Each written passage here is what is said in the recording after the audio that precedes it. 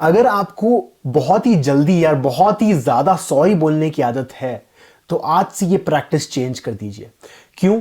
क्योंकि जब भी कभी हमारी लाइफ में कोई कॉन्फ्लिक्ट आता है, वो आता है ज़्यादातर हमारे क्लोज रिलेटिव्स के कारण, हमारे हस्बैंड के कारण, हमारी वाइफ के कारण, हमारे दोस्तों के कारण, हमारे पेरेंट्स के कारण, हमारे ग्रैंड पेरेंट्स के कारण, हमारे सिबलिंग्स के कारण। वो हमको कोई चीज़ बोल देते हैं या हम उनको कोई चीज़ बोलते थे जिसके कारण कोई कॉन्फ्लिक्ट क्रिएट हो जाती है।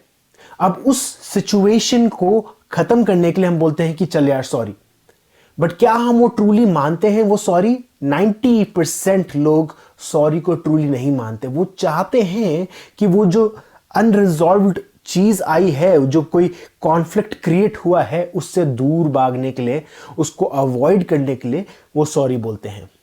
ज्यादातर जो कॉन्फ्लिक्ट्स क्रिएट होती है हमारे रिलेटिव्स के कारण क्रिएट होती है। अब वो रिलेटिव्स इस अर्थ पे आने से पहले हमारे साथ उन्होंने एक कॉन्ट्रैक्ट किया था, जैसा मेरे आप लोगों के साथ हुआ था कॉन्ट्रैक्ट कि मैं आपके साथ कुछ चीजें शेयर करूंगा, आप ये वीडियो पे इस टाइम पे इस पर्टिकुलर लोकेशन पे इस वीडियो पे क्लिक करेंगे और इस सिचुएशन में ये वीडियो आपको इस तरीके से काम आएगा। ये भी कॉन्ट्रैक्ट के थ्रू हमने डिसाइड किया था इस अर्थ पे आने से पहले। अब क्या होता है कि हमारे रिलेशन में जो भी लोग हैं वो हमको ऐसी चीजें बोल सकते हैं जो हमारे ट्रूली बटन्स दबाएं, जो हमको रियली ट्रिगर कर दें। अब वो ट्रिगर इसलिए कर रहे हैं दोस्तों, इसलिए नहीं कर रहे हैं क्योंकि उनका रियली बैड इंटेंशन है। हाँ, माना कि इस लाइफ में सीरियसली अभी इस 3D रियलिटी में शायद उनका बैड इंटेंशन हो, गलत इंटेंशन हो, बट इस अर्थ पे आने से पहले आपने और उस रिलेटिव ने कुछ ना कुछ कॉन्ट्रैक्ट किया था कि मम्मी या डैडी या सिस्टर या ब्रदर तू मुझे ऐसी चीज बोलेगा जिसके कारण मुझे बहुत ज्यादा ठेस पहुंचेगी। बट मैं अगर कॉन्शियस हूं तो मैं रिएक्ट नहीं करूंगा। मैं अगर कॉन्शियस हूं तो मैं उसको दबाने की कोशिश नहीं करूंगा।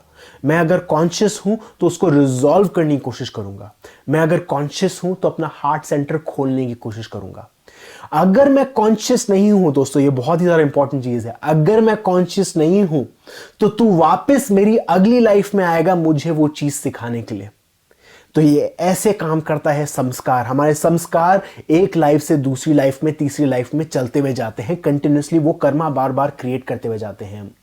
तो हमारे आसपास जो रिलेटिव हैं, हम अगर उनके साथ हमारी लड़ाई होती है, हम उनको कोई गलत चीज़ बोल देते हैं या वो हमको कोई गलत चीज़ बोल देते हैं, तो हमारा एक इम्पल्सिव बिहेवियर ये होता है कि हम उनको जल्दी से सॉरी बोल दें। और ये स्पेशली उन लोगों के साथ होता है वो जो बहुत ही ज़्यादा एम्पैथ्स हैं, जो लॉ ऑफ अट्रैक्शन को फॉलो करते हैं, जो स्पिरिचुअलिटी को समझते हैं। वो जल्दी से सॉरी बोलने में बिलीव करते हैं, बट वो इसलिए नहीं बोलते हैं ताकि उनका रिलेशनशिप जल्दी से ठीक हो जाए उस पर्सन के साथ। उसमें उनका खुद का एक स्वार्थ है, उनका खुद का एक ईगो है, इंक्लूडिंग माई सेल्फ। और वो स्वार्थ ये है कि ये जो इमोशन आया है मेरी बॉडी में अभी, जो ये बहुत ही पेनफुल अनरिजॉल्व ट्रॉमा मेरी लाइफ में आया है, उसको मैं दबाने की कोशिश करूंगा। क्योंकि अगर मैं उसको दबाता हूं तो मैं सेफ हूं, और अगर वो इमोशन बाहर आता है तो मैं अनसेफ हूं। और हमारा माइंड बहुत ही चतुर है, बहुत ही स्मार्ट है, वो जानबूझ करके वो चीजें अवॉइड करेगा जो उसको लगता है उसको चीजें अनसेफ क्रिएट कर रही है, और वो जानबूझ करके वो चीजें क्रिएट करेगा जो उसको लगता है सेफ है। तो वो सेफ्टी को मानते हुए जल्दी से सॉरी बोल देगा, उस कॉन्फ्लिक्ट को भगाने की कोशिश करेगा। ऐसे लोगों को हम बोलते हैं कॉन्फ्लिक्ट अवर्टिंग पीपल। उस कॉन्फ्लिक्ट को अवर्ट करने की कोशिश करते हैं। अब दूसरा तरीका ये भी हम इस्तेमाल करते हैं कि हम जल्दी से ब्लेम कर देते हैं। हम वो अपने ईगो को ठेस पहुंचाने की कोशिश नहीं करते। हमारा ईगो को थोड़ा बहुत हर्ट होता है तो हम जल्दी से पंच बैक मारते हैं और ये बोलते हैं कि तूने भी पहले ये किया था, मैंने तेरे डायरेक्शन पे ये चीज की थी, तूने पिछली बार मेरे साथ भी ये किया था, तब तेरे को क्यों नहीं याद आया। अब ये ट्रू कलर्स हमेशा जब हम लड़ते हैं उस पर्सन के साथ, हमारे खुद के ट्रू कलर्स बाहर आते हैं। हमको ये रियलाइज होता है कि हमारा ईगो, हम खुद इतना लो लेवल पे जा सकते हैं। कई बार मुझे विश्वास नहीं होता कि मैं ऐसी चीजें बोल सकता हूं अपनी वाइफ को, बट ये सब कुछ एक माया है, ये सब कुछ हमारे अनरिजॉल्व ट्रॉमा को दबाने के लिए करा गया है। हमारे ईगो हमेशा कोशिश करता है कि ये रिजॉल्व ना हो। तो सिंपल सी चीज़ ये है दोस्तों कि जब भी कभी आपके साथ लड़ाइयाँ होती हैं किसी के साथ, या आप किसी की ठेस पहुंचाते हैं या कोई आपको हर्ट करता है, तो ये बात समझने की ज़रूरत है कि एक नॉलेज होनी चाहिए कि ये जो सिचुएशन है ये मैंने खुद क्रिएट की है, इस लाइफ में अभी क्रिएट की है या मेरे सोल ने मेरे लिए क्रिएट की है, ताकि मैं इस चीज़ से सीख कर आगे बढ़ पाऊँ।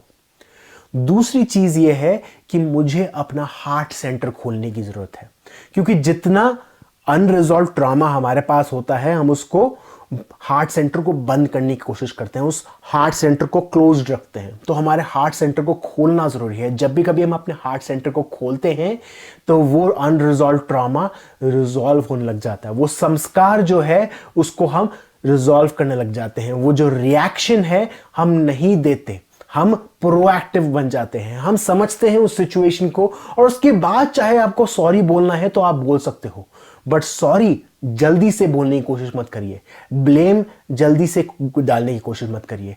इन दोनों चीज़ों में आपको अपने आप को रिजर्व रखना है, रिजर्व करके सोच के शायद शांत रहिए थोड़ी देर के लिए, बट उसके बाद फिर बोलिए।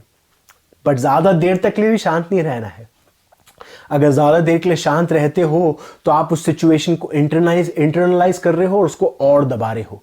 उसके बाद सोचिए, समझिए, उस पर्सन को बोलिए कि हाँ मैं तेरी बात समझ रहा हूँ, मुझे थोड़ा टाइम दे सोचने के लिए और मैं तेरे को रिस्पॉन्स करता हूँ। तो ऐसे हम कम्युनिकेट करते हैं। कम्युनिकेशन इज की विद इन रिलेशनशिप। अगर आप और वीडियोस चाहते हैं रिलेशनशिप के ऊपर तो नीचे कमेंट बॉक्स में लिखिए ताकि मैं और चीज़ें लेकर आऊँ। एब्राहम हिक्स बहुत ही बड़ी ऑथर हैं, वो रिलेशनशिप के बारे में बहुत ज़्यादा ये बात करती है, तो आप उनके रिसोर्सेज चेक कर सकते हो। एकार्ट टोले बहुत ज़्यादा बात करते हैं रिलेशनशिप के बारे में। इनफैक्ट उनका एक कोट है जो मुझे बहुत ही ज़्यादा पसंद है, और वो कोट ये है कि एक पर्सन को अगर आप सहारा डेजर्ट पे छोड़ दो 3 साल के लिए, उसको इतनी स्पिरिचुअल ग्रोथ नहीं मिलेगी कंपेयर टू अ पर्सन जिसके 3 बार शादियां टूट चुकी है और वो तीनों बार वो शादियों को बार बार पकड़ने की कोशिश कर रहा है, बार बार रिजॉल्व करने की कोशिश कर रहा है। उसकी जो ग्रोथ है वो बहुत ही ज़्यादा फास्टर है कंपेयर टू अ पर्सन जो सहारा डेजर्ट पे अकेला रह रहा है। तो आपको हिमालय जाने की ज़रूरत नहीं है, आपको कोई तपस्या करने की ज़रूरत नहीं है, आपको सिर्फ और सिर्फ इंटरनल जाना ज़रूरी है और आसपास इस शोर में अपने आप को ठीक करना ज़रूरी है, अपने आप को हील करना ज़रूरी है। तो अगर आप चाहते हैं इन चीज़ों के बारे में और जानना तो कमेंट बॉक्स में पोस्ट करिए, आने वाले टाइम पे मैं और सारे वीडियोस लाता रहूँगा। थैंक यू दोस्तों।